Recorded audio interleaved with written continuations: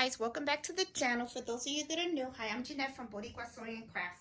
In this video, what I'm going to do is I'm going to embroider some golf towels. These are golf towels that I get. I usually order the ones, you can buy any kind of golf towels if you want. You don't have to particularly get these. But I like these because they come with a hook. And, you know, a lot of golfers like to hook their golf towels to their caddy.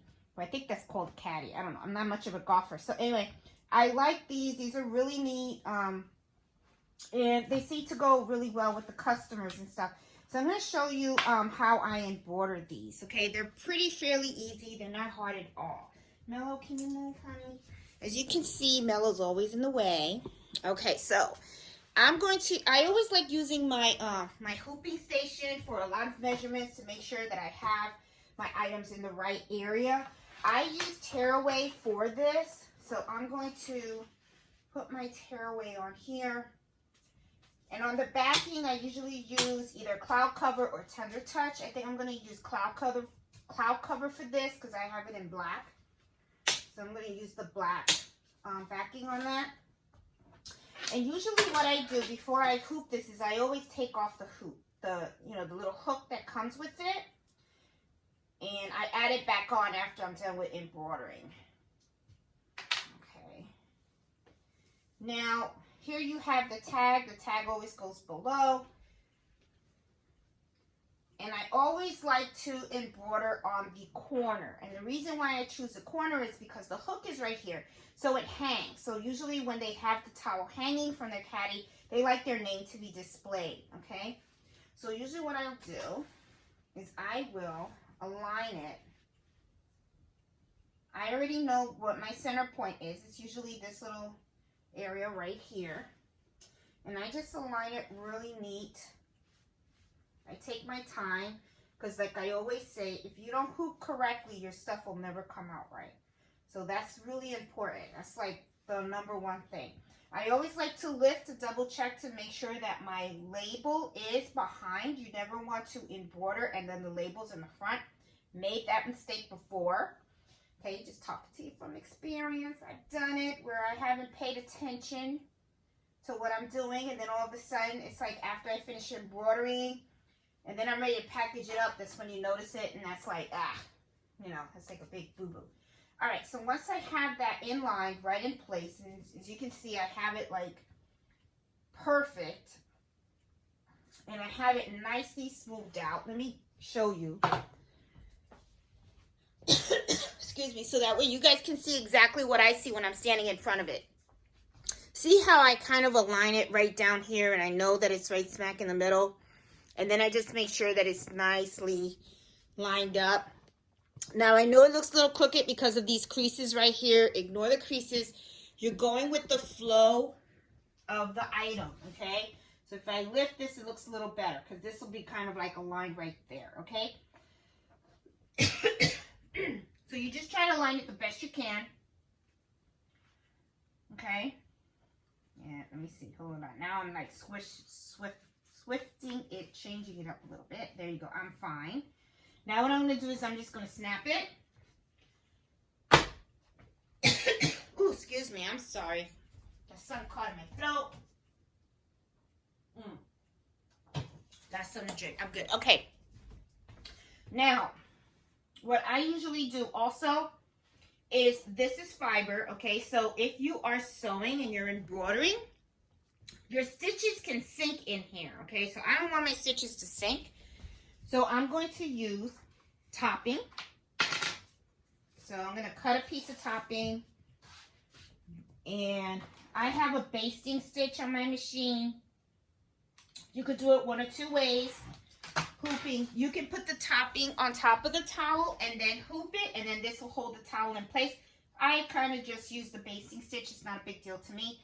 So I just lay this on here, and then when I do my design on my sheet, I do the basting stitch, okay? Now, for those of you guys that have a single needle machine, okay, because I always like to include you guys whenever I am working on projects and stuff, this would be your hoop, okay?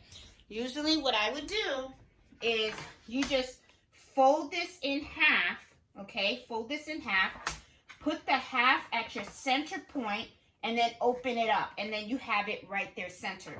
I would use sticky stabilizer. This is sticky stabilizer that I have in here. I just have it kind of upside down. But I would use sticky stabilizer, or you know what? No, let me backtrack. Sticky stabilizer, if you do use it, make sure that you don't press hard on it, because when you go to tear it off, it might be a little problem, okay? You may have a lot of sticky stabilizer get stuck on the towel. That's the only thing with the sticky stabilizer. Sometimes it's a little rough to get it out. But if you use tearaway stabilizer, that would probably be much better. And what I would do is use temporary adhesive. And the one that I usually use, there's like two kinds that are pretty popular right now. There's one called 505, and then I use this one. I use KK2000. I know this looks like a small bottle, but it goes a long way. I've had this now for over a year. This is like towards the end, okay? But I have another bottle right here. These do last a long time, so don't let the small bottle fool you, okay? The thing that you want to make sure, no matter what brand you use, is you want to make sure that it does not gum up your needle, okay? I've heard really good things about this one. I have never had an issue with this one. And there's also the 505 spray, and a lot of people like that one too, and it doesn't gum up your needle as well. Okay, I just kind of like this one. It's just a personal preference. I'm sure the other one works fine. Okay, so I have this down. Now I'm gonna go over to my machine, and we're going to place it in my machine right now so that I can sew. Okay guys, I am here at my machine, and I am going to put my towel in here. These towels are pretty popular. I get a lot of orders for these. Okay, and did I lose my topping? I think I did. Yes, I did. I dropped it. Okay, I'm going to put my topping back on, because this is important, because if you don't have this, it's not going to look that good. You don't want it to fly off. Okay, so I have my design over here on my machine. One of the things that I do want to do is I'm going to hit return, because I want to hit a basting stitch, and then this is the square that you now see. Now what I want to do is I want to change the size of the basting stitch. Sometimes this basting stitch is a little bit too big. Okay, it's much bigger than the design. I kind of like it when the basting stitch is a little closer to the design, but not on it. Okay, so what I'm going to do is I'm going to hit edit, and then I'm going to hit size. Now when I do that, you're going to see that the basting stitch now has these little circles around it. And then what I'm going to do is I'm going to hit this square right here, which has the arrows that are pointing in. And I know, let me see. Let me try to make this a little bit, because I want to make sure you guys can see. There you go. All right. As you can see, these arrows are pointing in. So what I'm going to do is I'm going to hit these. And as you can see, as I hit them, this actually closes in, okay? So I can hit like that. And then as you can see, it's really close to the design, but it's not on the design. And that's kind of like what I want, because the basting stitch, what it's going to do is it's going to hold the topper, the water soluble topper, in place, so that way it can embroider. All right, so what I'm going to do now is let me push you back a little bit, and let's see, get you in position. Now what I'm going to do is I'm also going to scan it. This is something that I always do. It's a basic routine. It's something that I really recommend people do. Always scan your stuff, and always do a trace, because one of the things you want to make sure is that your needles do not hit the size of your hoops. Whether you're on a single needle machine or a multi-needle machine, is something that is really, really good to do. It's good practice. The last thing you want is for your needle on either machine that you use to hit the side of your hoop, and it can cause some type of damage. All right, so right here what I'm going to do is I'm going to hit the camera, and it says it's going to move so it can scan. And that is one of the things, you know, one of my favorite features of this machine is that it actually scans the item. And when it scans it, it's like you get an actual visual of where this is actually going to embroider, okay? Now, look real closely. I've done this in several videos and stuff. As you can see, it's like a picture, okay? So it took a picture, and you can see the size of my mighty hoop right here in the picture, and you see that it fits in perfectly. So if I choose to, I can move this down by hitting this arrow key right here, and as you can see, it's going to move it down. Well, it's actually moving down the basting stitch because I have to hit OK. But let's say right now I want to move the whole thing. No, it's not. Oh, end edit. Sorry. Okay, there you go. Hit end edit. Then you got it. Now I can move it. Like I can move it up. See how it's moving the design? Okay, and then I can move it down. And it'll give me a good idea of where this design is actually going to embroider on my hoop, okay? Now, the other thing that I do is I do the trace. The trace is this button right here, okay, that you see right here at the very bottom of the screen. This button looks exactly the same if you have a Brother SC1900. And when you press this, what it does is it moves the machine, it brings down one of the needles, and it moves the machine to show you exactly the area that it's going to embroider. That will help you to determine whether, you know, I can already determine by looking at this picture that the needle is not going to hit the side of my hoop, okay? Because you can see that it is really far in, all right? But if you're not sure, okay, and whether I'm sure or not, this is something that I just do because it's just a habit. I think it's a very good habit to have, because the last thing you want to do is to have that needle hit the side of your hoop, and then next thing you know, you're in trouble, okay? It happened to me once, and I was very, very lucky. It did not damage the machine, but once was enough for me, so I was like, okay, this is going to be something that I do all the time. So this needle just went down, and it's showing me exactly the area that it's going to put the basting stitch.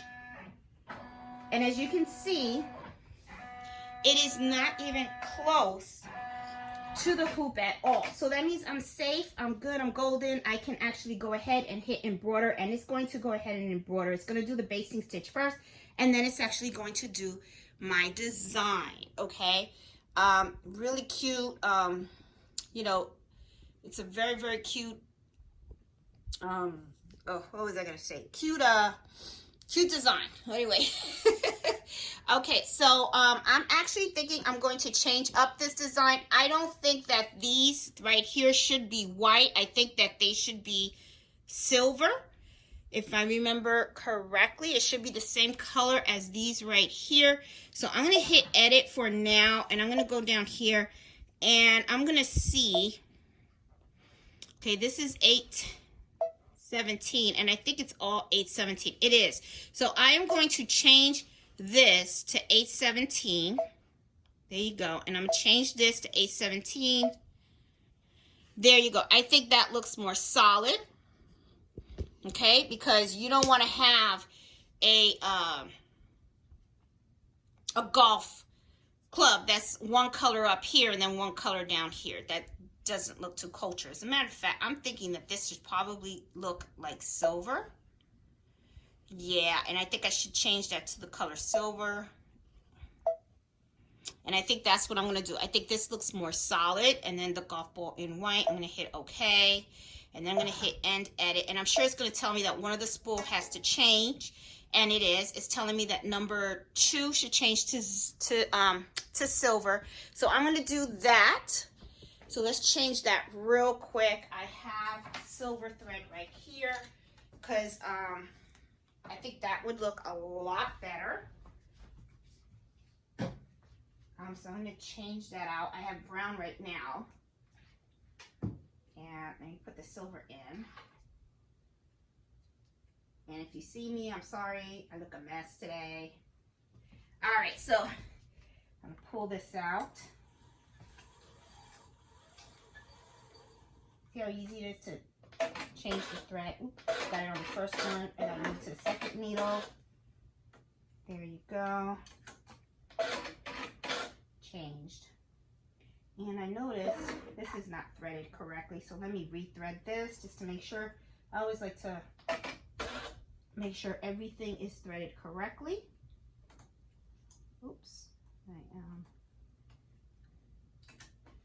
There we go.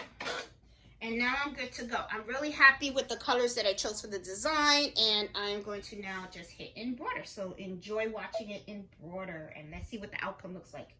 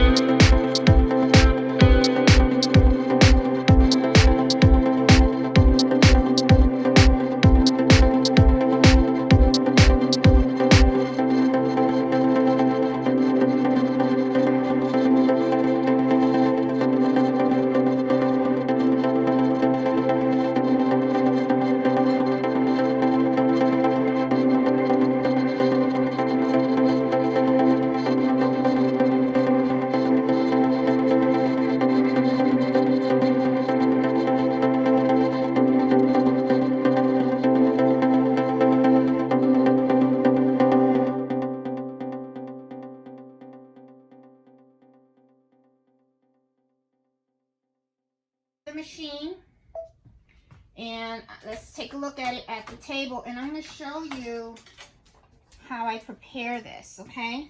Came out really, really nice. See? Looks nice. The customer's going to like it.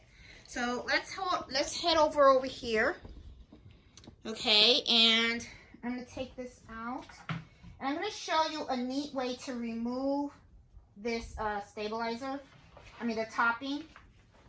Okay, this is something that I got from someone that I admire her a lot.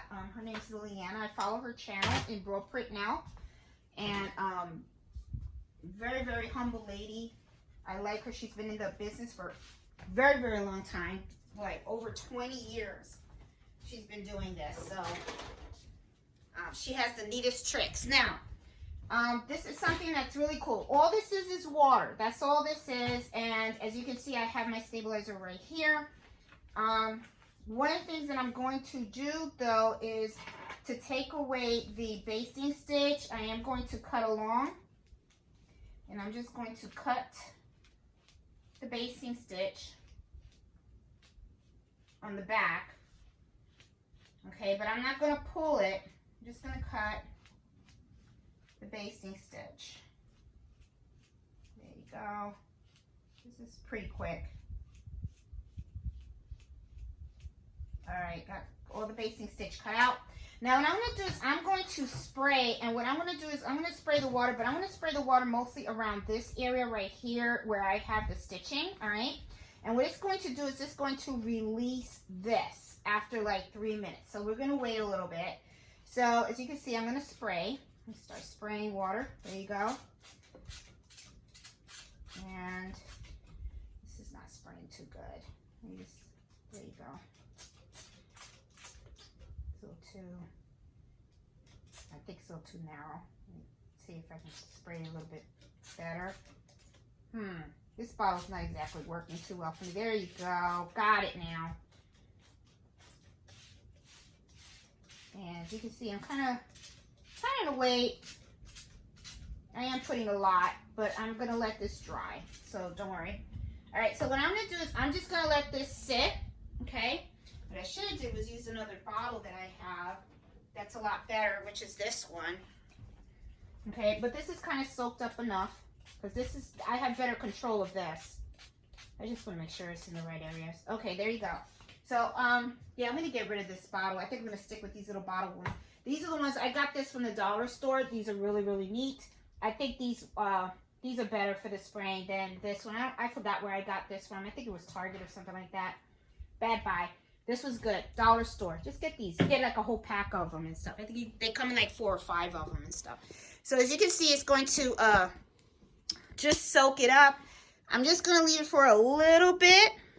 And, you know, all it's doing is it's going to release the topping. Okay, when I lift this up, it's going to release the topping and stuff. So what I could do right now is I could take the stabilizer, this tear away. I'm going to take that out right now. Okay, and as you can see, wet. Look how easy it comes out. Okay, there you go. And I can toss this out. And of course, you know, you do have this little area in here that has a little bit of stabilizer in it. I could just gently pull it out too, if I want. Just pull it out here.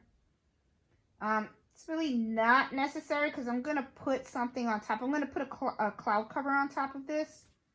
So it's going to cover most of this. But, what the heck. While we're waiting, why not, right? Alright, so I'm going to stop for now. I'm going to leave it like that because this is what I'm going to do. So that you guys know, when this dries, I'm going to put cloud cover. And I have this cloud cover right here. And I'm just going to measure enough to just put on this side, okay? So now I'm going to turn it over because I think we've waited long enough. So I'm going to turn this over. And I want to take a look and see how I can pull this up, all right? So I'm pulling this up right now. As you can see, it's very, very... See how it just comes right off? Really nice and neat. And this is just the right here, this is the basting stitch. But see how it all came out nice and neat. And you know what I could have did too was take this and I can just put it over here, and then I can just do like this, and then just, there you go, and it just lifts it up a little bit. There you go.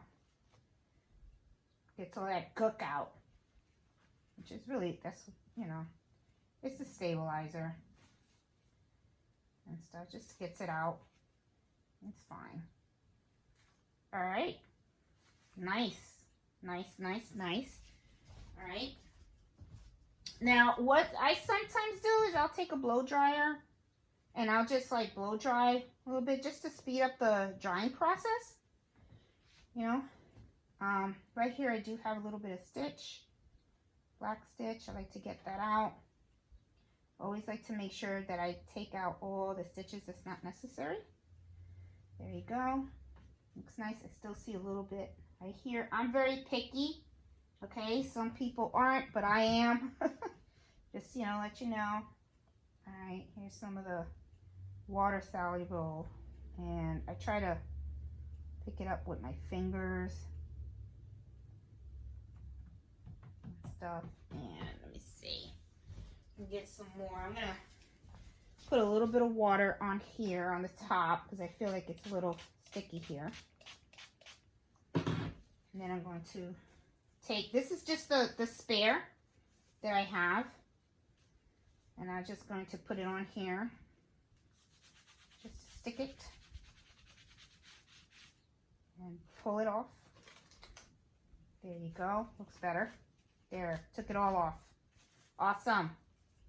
Just want to show you guys some techniques that I use to take this off, because I know a lot of people come on and say, oh, I hate it because I can't get it off and it looks icky, you know. But the thing is, you do need that stabilizer, because that stabilizer is what helps the thread stay up.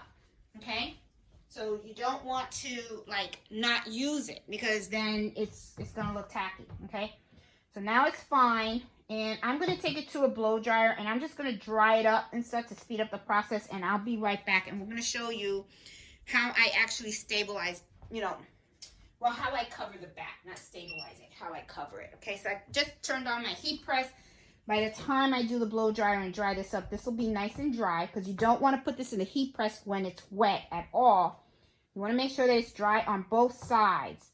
And like I said, I'm not too worried about this right here, even though you see that I'm still picking at it. It's just me. You don't have to do it, but I do pick at it. And this is the reason why I'm not going to worry about it too much, because I'm going to use cloud cover, and the cloud cover is going, you know, I'm going to iron this on top. Okay. And it's actually going to cover the design. Now, this isn't the one I'm going to use. I was just looking to see if I could, but well, can I? I'll have to cut it to make sure it's the right size. Yeah, it's too small.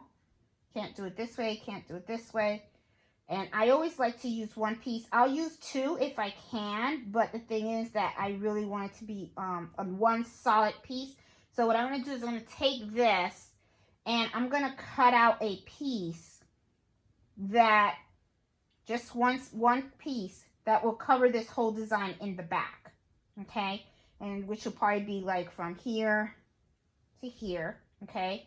Just cover the whole design in the back. And probably what I'll do, since I'm here, I might as well just snip. Snip here. There you go. That way I snipped it there and snip right here. So I know the portion that I need to cut. And while I'm here, why not, right? Okay, so why not do things while you can? That's just how I roll. Okay, so I always like to use my rotary cutter. And where did I put it? There it is. Okay, so I'm going to go this way. And I'll go this way. Okay, and then I'm going to keep going up. Okay, because I don't waste these. guys, for the simple fact that you can use these for small projects. So sometimes these things get like a little, like, oh, there you go. All right, come on. All right, there we go. There we go. Okay, awesome. There you go. And now what I'm going to do is this will fit nicely. And this I'm going to pull off too. I don't know why, but I know that it's because this blade is dull. I have to change the dull. Okay, these I save because sometimes you have little small projects. You don't like to throw out anything. So that's a saver, okay? And then I just like to keep my roll neat with the same length on here, okay? That way it's easier to store. And as you can see, I can take this, and I'm not going to iron it because, like I said, I have to take it to the blow dryer. I want to make sure this is nice and dry. I just want to make sure that this is the right size. And it is. It's going to look nicely because, you know, of course, I'm going to iron it on here. It's going to look nice. See, this is why I didn't really worry too much about these little things right here, because this, you can see, this is going to cover it. This is going to cover the backing. It's going to give it a more nice, crisp look. I do have to cut a little bit better over here. This looks like it's fraying and stuff like that, so I'm going to use a straight cut instead of this one. So that I can give it a more, I kind of like that jagged edge, but that's okay. I could use a straight ruler and cut this down a little bit just so that I have a nice solid line. And I'll just do that. Matter of fact, I'll do it now so you guys can see how I handle these type of situations here. Okay, I have this and this, and I'm just going to just cut around it. And I know I have this little knit right here, but that's okay. That's all right. I'm going to leave that there. And I'm just going to cut this, make this straight. Okay, that's fine. Now this is straight, see? I know this is straight, and I'm going to straighten this one out. Just like to make little straight lines. It's just to make the final product look good, because you got to remember, you want it to look as professional as possible. So I do have to change that rotary cutter. Okay, so I changed that so it looks nice. And then I'm going to just take this edge right here. And I'm just going to make sure that it is nice and straight. Take out like that, and there you go. All right, so there you go. See, fixed it. Nice and straight, even though I have this right here, but I'm not going to worry about it because when I put it in the heat press, I'll make sure that this is pushed together so that way when it's ironed, you're not going to see that. So right now what I'm going to do is I'm going to take this to the blow dryer and I'm going to dry this up, and I will be right back. Okay guys, now my towel is completely dry. And I'm going to do now, got some things there. I'm just going to put this on here, okay? You want to iron the back. Okay, it's nice and dry. And then what I'm going to do is I'm going to put this on here, right on top. Now remember I had cut that little niche over there, so I'm just going to make sure that it is nice and straight right here so that way you don't see a little cut. There you go. Excellent. I'm going to smooth it out. And heat press is at 234 right now. I'm going to wait a little bit, wait for it to heat a little bit more, because I want it to be like 300 and something. So I'm going to put this here. It's nice, and see, if you can see, this is how the back is going to look, and it's going to look really nice. Okay, I'm going to squish this a little bit more. I want to make sure that it's nice and straight.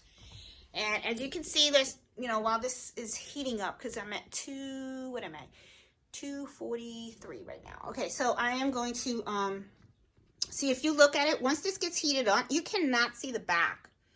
Okay, so, you know, I mean, it's ideal to really remove as much of the stabilizer in the back if you can.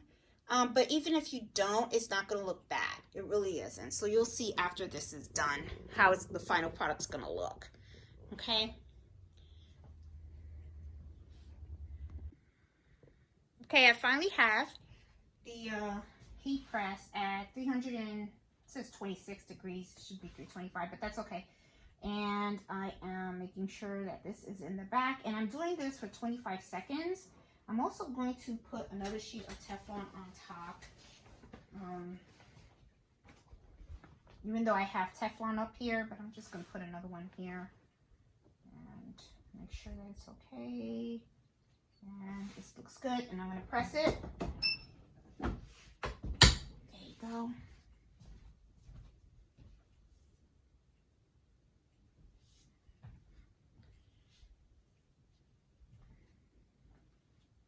Be nice and pressed, and the back will look really nice. You know, there we go. Okay, it's done. And take this off.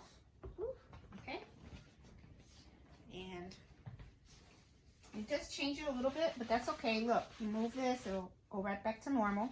It's all right. All right, so there we go. Let's turn it around, see what it looks like. Looks really nice. Looks nice. Okay, now let me show you how I package these, because I get that question a lot on how I do my packaging and stuff like that. So let me take this out of the way, because I am a neat crafter. And then these are storage, and these are stuff that I throw away. Hold on real quick, guys. I just like to be very, very organized. I'm just one of those. Yeah, I don't like messes and stuff, and I like to be very organized, because when you need to find things, you can find them very, very quickly, and you don't have a mess that can actually damage other stuff. You know, you don't want like loose threads and stuff like that running around. Okay, so got this really, really nice. I do want to show you guys something also as well, a little idea. Sometimes people are buying like these packaging envelopes, right? To put all the stuff in there and keep their orders, you know, tracked and stuff like that. I don't do that. I like to make every penny count, okay? So this is the plastic that I use to actually package my item, okay? And what I do is when I'm collecting my orders, I put everything inside that one plastic that I'm actually going to package my item. Okay, so I take my little shipping bag, because, you know, it's plastic. So I'm just going to put it in here along with any of the cards and stuff and the order form. I put it all together in here. And then next thing you know, what I do is I just have like a whole bunch of these, and each of them have the order in the front. And that's how I keep track of what I'm working on, okay?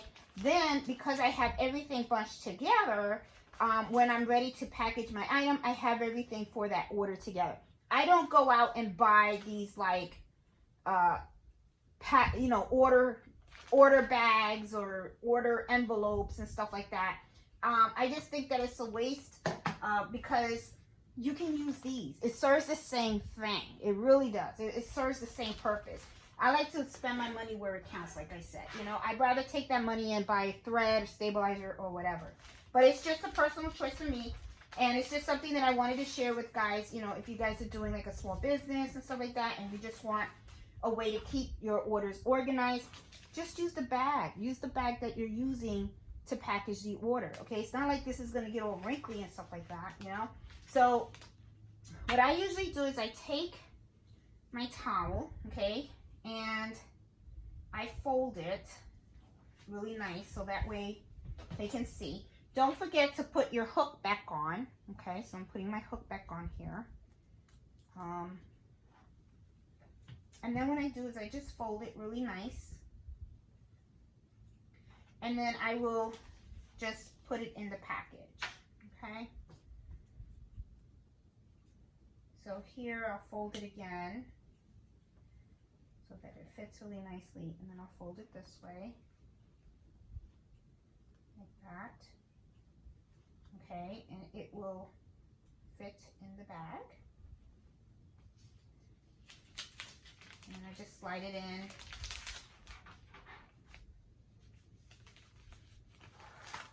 There we go. See, nice and neat.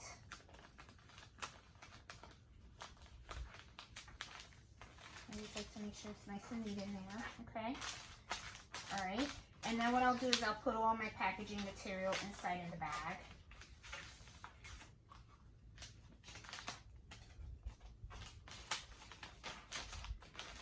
And then I just seal it.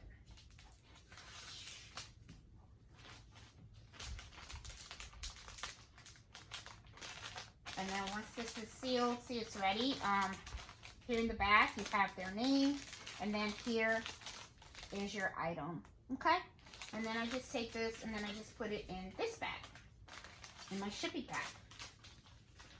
And then I print out the label. And I put my label on there.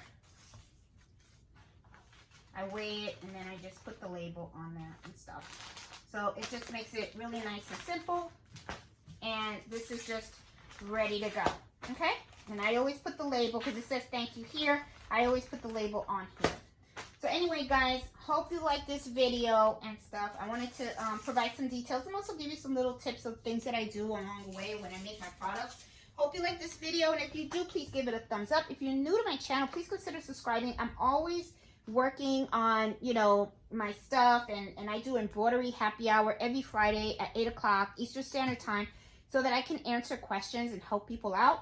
So, you know, it's just a fun little channel where I'm always trying new things and stuff like that. And I'm always trying to teach how to do embroidering and sewing and stuff like that. So anyway, guys, hope you like it, and happy sewing and happy embroidering. Bye.